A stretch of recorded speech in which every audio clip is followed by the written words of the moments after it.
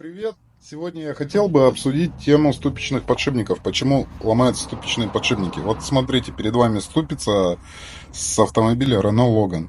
Подшипник устанавливался не так давно. Многие, меняя ступичный подшипник, не обращают внимания на состояние ступицы. Вот в этом месте ступица начинает проворачиваться в в обойме подшипника, во внутренней. И прослабляется, получается, посадочная поверхность. За счет этого при установке ступичного подшипника здесь происходит люфт на одну сторону. Из-за этого подшипник начинает грызть шариками. И все, и он приходит в негодность. Поэтому всегда, когда меняете ступичный подшипник, проверяйте на износ ступицу саму. И в случае износа ступицу необходимо заменить обязательно. Вот так.